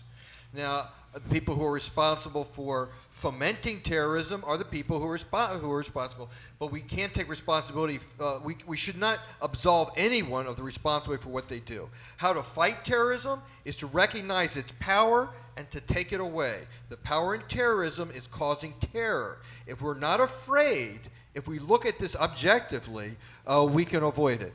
I'm sorry. We have 30 seconds more? Yes. If we can take away the terrorist ability to make us afraid, they're not terrorists anymore. They're just a bunch of militants going around the world, killing some people, but not achieving anything but making themselves look bad. Like Republicans. And I'd also like to mention that Dr. Feldman is of Jewish descent, and it's very good that you're making these statements towards, I think, a very positive aspect of the Muslim community. So I think he deserves some praise for that. But Mr. Reed, please. Our Lord Jesus Christ conquered hearts and minds through love. Muhammad did it by the sword. The Muslim religion or culture is a little more intolerant than the Christian religion, but the big problem are the power players, the Russians and the Americans, playing the Sunni and Shia for selfish global control, and the transnationals and the global banking cabal going in there and profiting and exciting these groups into terrorism. Thank you. This section of the debate might not have had the same friendliness and agreement as when we were talking about abolishing taxes. But Larkin, I think you have the next question. No, actually, that's me. Oh, she had. You also like yeah. the Yeah, Okay, that was an add-on question. It should have been Okay, just that was an that was add-on. a yes I wasn't or sure no. if you were sacrificing It was that. a yes or no kind of a thing. Okay. And since I scrapped one earlier, we'll make up for it here. Now, do you believe that people outside of the United States have the right not to be detained without being charged with any crime and to be free from cruel and unusual punishment? And how would your answer apply to the torture, such as waterboarding and force feeding, that has occurred at Guantanamo Bay, which is filled with prisoners, the majority of which have been charged with zero crime? So let's start off with Mr. Perry for this one. The first part was a yes or no. Do I believe that? Do you believe it? Yeah. Do you believe that they have the right? It's basically the same question as before. You know, not Yes, to be they detained. absolutely have the right to not be detained without charge. Unfortunately, the U.S. government does not recognize such right, and the U.S. government infringes on people's rights worldwide, and that includes by torturing them. And what would I do if elected to end the torture is I would, well, first I would tell everybody don't do that. And secondly, I would actually wind up charging them with war crimes if they did. Okay. Dr. Zimbardo, who ran the Stanford prison experiment, was actually an expert witness in the trial of Abu Ghraib, and he testified that, well, they don't have to be told to torture because I ran Abu Ghraib 30 years ago, and it was known as the Stanford prison experiment.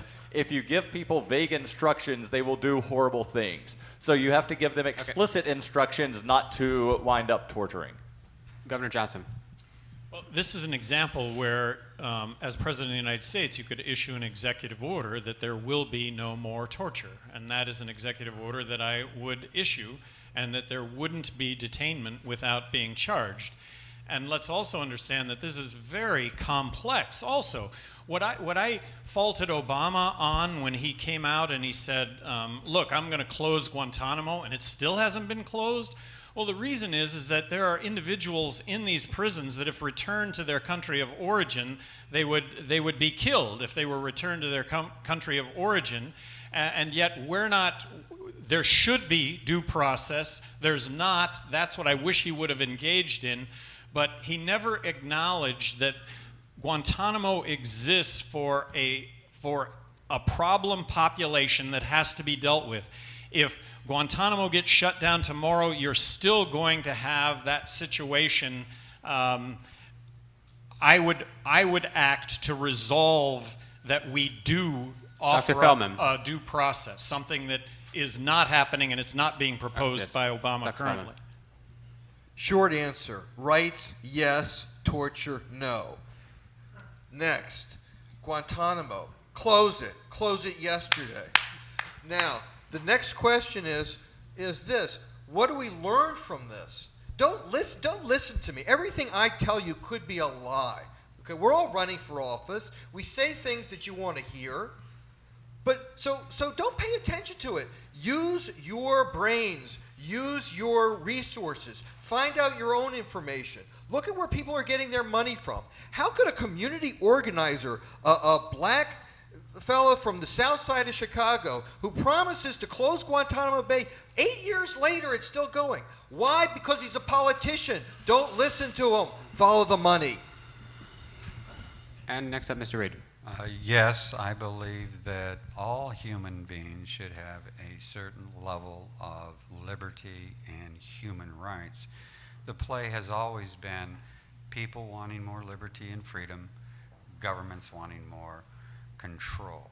It's the way it has always been, and it has cycled from totalitarianism to freedom over the ascent of mankind. In terms of Guantanamo Bay, you've got to start at the top. You've got to get Russia, the US, China, EU on the same team resolving disputes and make peace with the Muslim world so that they are not excited into terrorism, so that you don't have to maintain a prison like Guantanamo for people that are plotting against the United States. Thank you. 30-second rebuttal, please. Go ahead.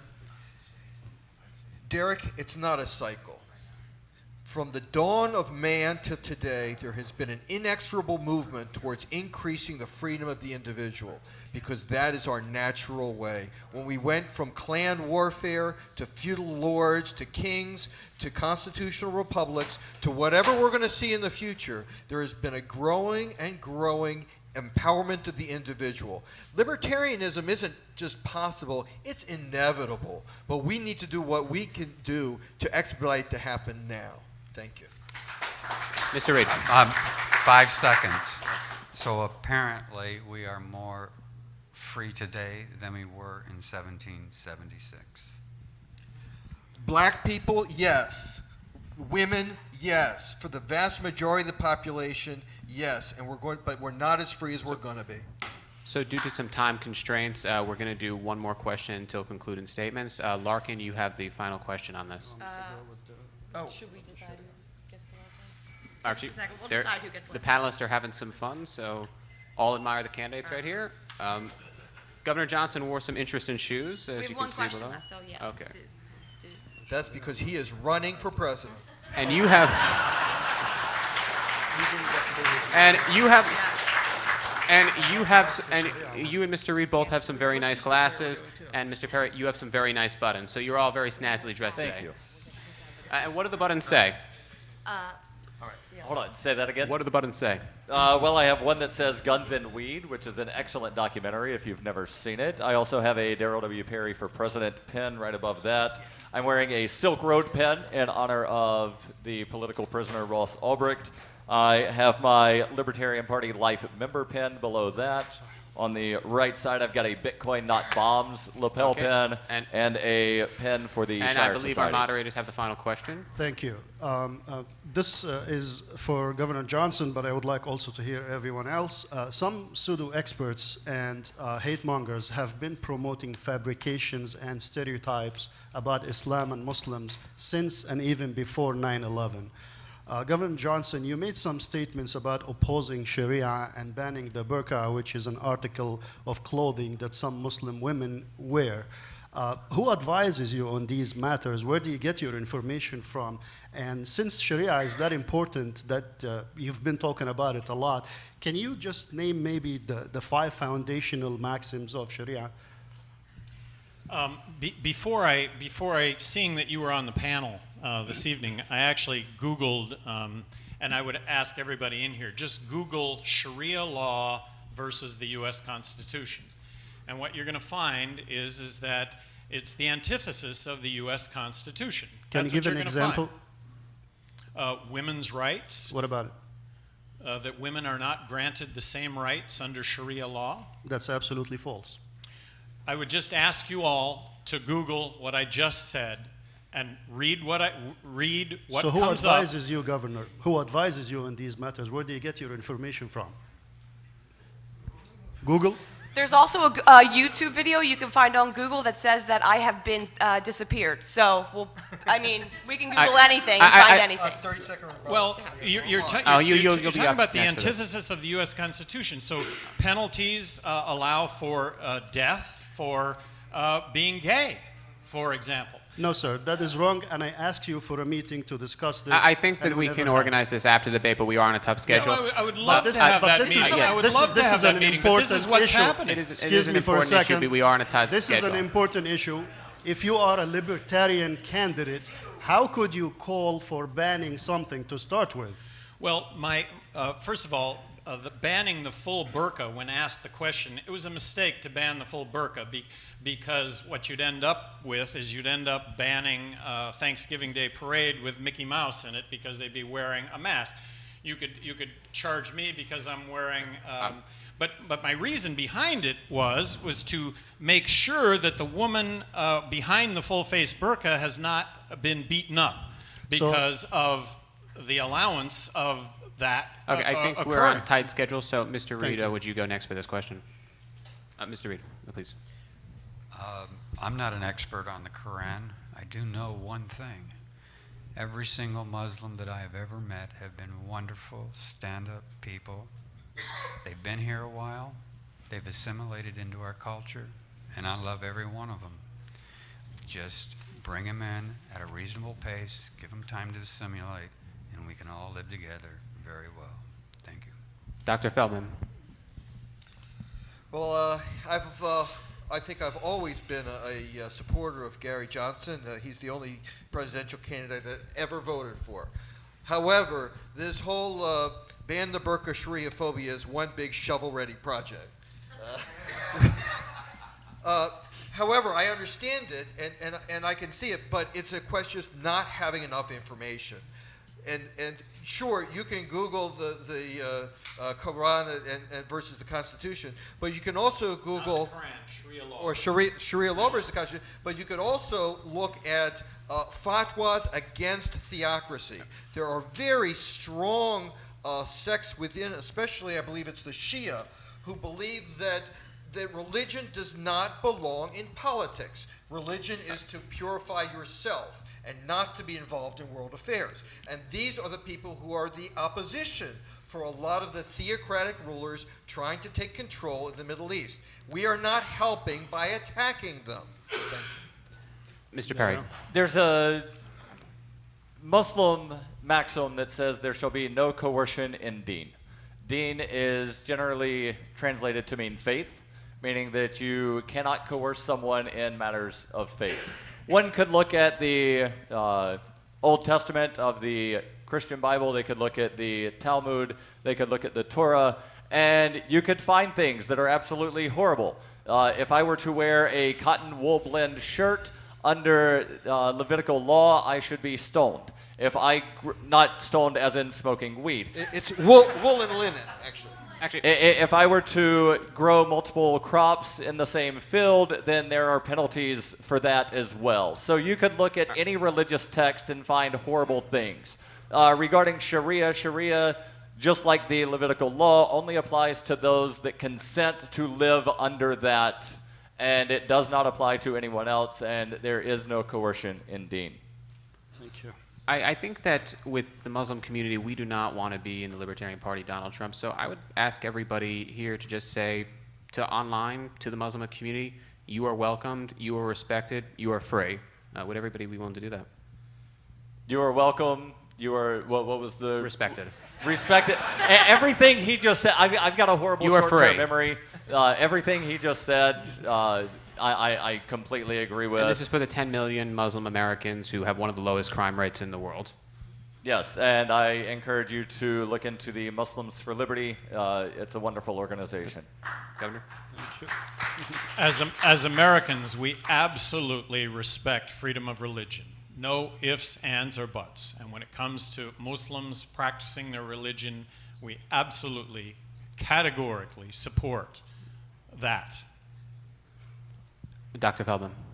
I agree. I mean, it is a fact. If there's one thing we can learn from the militant communists. This was intended to be more of a you are welcomed, you are free, not a whole commentary. Yes, I'm sorry. You're welcome, you're free. However, if you're a terrorist, You're not. Yeah, we will fight you. Well, whatever religion you are. Okay. But other than Mr. that, Reed? yes, you're welcome. Mr. Reed? Perhaps many in Muslim countries are indoctrinated into a violent mythology. If they come here in too great a numbers, they tend to huddle together and sustain that. Immigration must be controlled, so allow them the time to assimilate into American culture of democracy, liberty, freedom, and capitalism. And with that, for concluding statements, we're running short on time, so please give your 30-second elevator pitch to the world Why should you be the Libertarian Party nominee? And let's start off with Darryl Perry. When I first joined the Libertarian Party in 1999, it was proudly proclaimed as the party of principle. Over the last 17 years, the Libertarian Party has become a party of watered-down messages and half measures. And I believe that the Libertarian Party should once again be that party of principle. The Libertarian Party should have a presidential candidate who will, as boldly as possible, as loudly as possible, and as often as possible, proclaim the ideas of liberty as consistently as possible. Not advocate watered-down messages, not advocate half measures, but advocate maximum freedom every time. Okay. Governor Johnson. Government is too big, it tries to accomplish too much, it spends too much, it takes our tax money that we could be spending ourselves. It's our own freedom, it's our own liberty.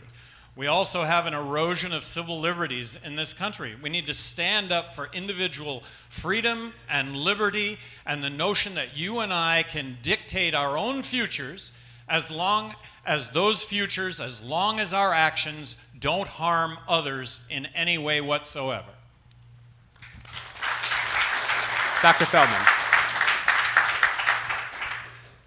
Don't believe in free public school, don't believe in free anything, and don't believe in free freedom. Freedom isn't free. We have to fight for it. We have to fight to protect it. We have to fight to attain it. And the reason is it's not so much about freedom, it's about control. Control doesn't just come with laws, it also comes through fear, through hatred, and the way to bring peace in this world isn't through a strong military, it's through economic cooperation, tolerance, and mutual understanding. Mr. Reed. I am the only candidate that can translate the libertarian message into a form that will be appealing to 90% of the Americans and offer a solution set that will attract 90% of Americans. I'm the only libertarian candidate who can and would win saving the country from social chaos, economic ruination, and eventual global war and hundreds of millions of deaths. You're going to have a heavy responsibility in Florida, and it's going to be on you because my job will be done. Thank you. And with that, I think the candidates all deserve a round of applause. Now the panelists do. Them, come on. And you guys, you came out here, so you do as well. We're doing a straw poll in the back, but please, ready, set, go. And Ken, would you like to get up? Thank you very much. Woo! 2 hours went quick. And you know what? I have 3 questions for you and 1 statement to make. The first question is for everybody. Did you have a good time? Yeah. The second question, and I know I'm preempting something here, at our business meeting earlier today, the question came up, should we have a straw poll before and after? And you know what? I don't want to count in the back. I would like to hear your response to these people. So I want your opinion of each one, and I'm going to run down their names alphabetically. What did you think of Dr. Feldman?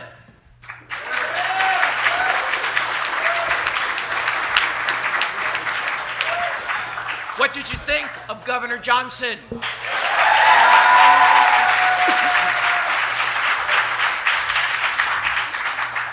What did you think of Darryl Perry?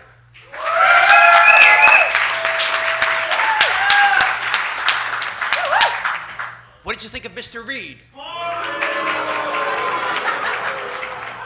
All right, that was my second question.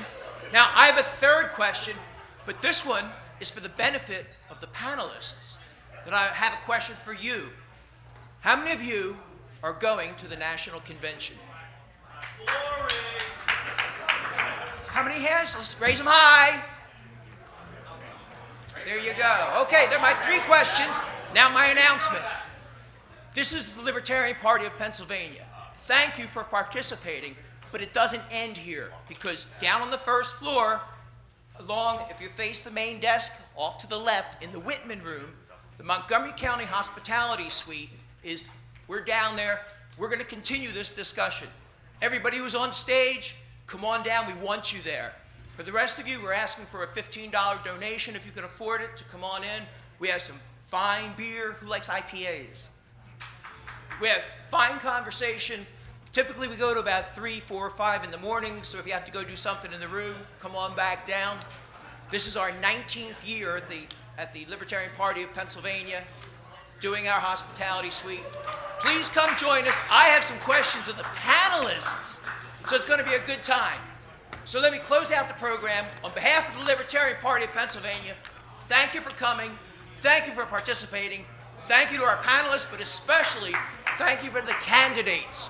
I've run for high political office. I know what a sacrifice they're making just to be here, let alone campaigning for liberty. Thank you all. We'll see you at National Convention.